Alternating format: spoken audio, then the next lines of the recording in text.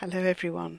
Welcome to the slower version of News Roundup number 241 on an absolutely beautiful spring day in England. Here we go. It seems that we Brits have some of the biggest baby ballers. The Daily Mirror reports that according to a study carried out at Warwick University, along with infants in Canada, Italy and the Netherlands, British babies outcry all other countries, while toddlers in Denmark, Germany and Japan have the fewest tears and tantrums. The university says it has formulated the first universal chart for normal amounts of crying in the first 3 months. Babies wail around 2 hours a day on average in that time. Highest levels of colic, crying more than 3 hours a day for at least 3 days a week, were found in the UK. 28% of infants at 1 to 2 weeks, Canada 34% at 3 to 4 weeks, and Italy 21% at 8 to 9 weeks. A particularly destructive species of moths is threatening curtains, carpets, costumes and tapestries in some of the UK's most historic properties. An article in The Guardian says that Monopis sp, also known as the pale-backed clothes moth, has recently been discovered for the first time by English Heritage, which is now enlisting the help of the public to map the spread and intensity of the menace.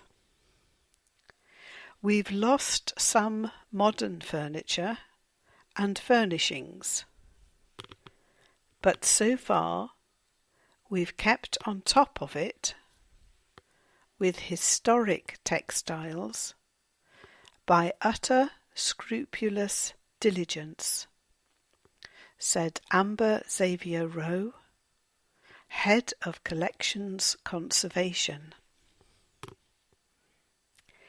The Daily Express tells us that Roman artifacts have been discovered during work to upgrade the A1 in North Yorkshire.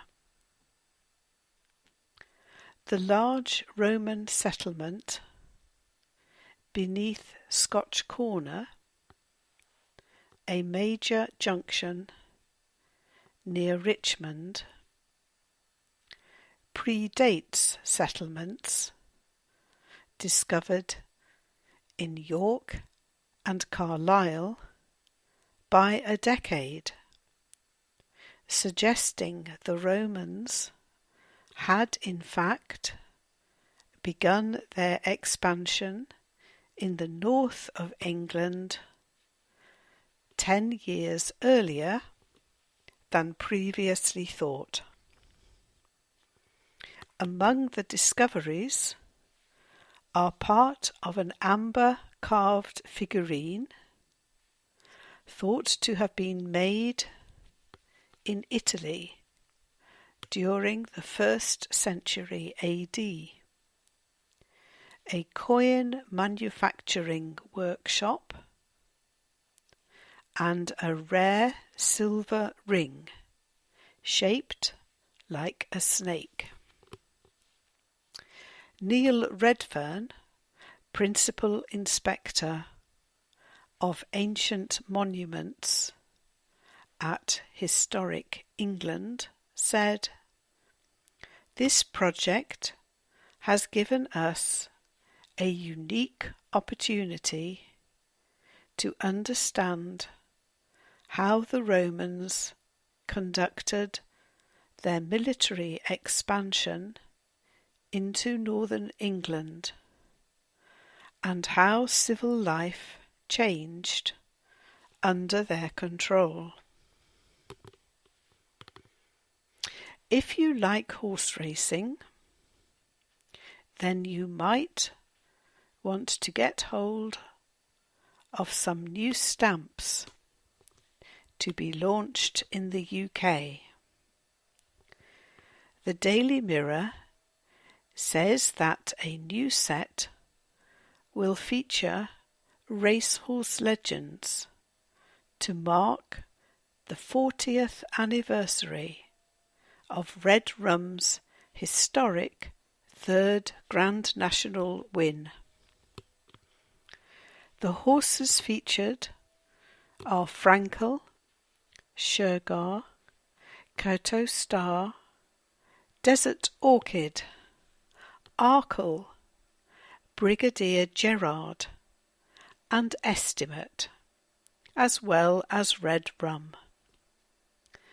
A spokesman for Royal Mail commented, "Horse racing is a British passion, and we pay tribute to 8 legendary horses that have proven their greatness on UK racecourses and won the affection of the public." An exhibition at Buckingham Palace will show some of the more unusual gifts presented to the Queen during her 65-year reign, says The Guardian.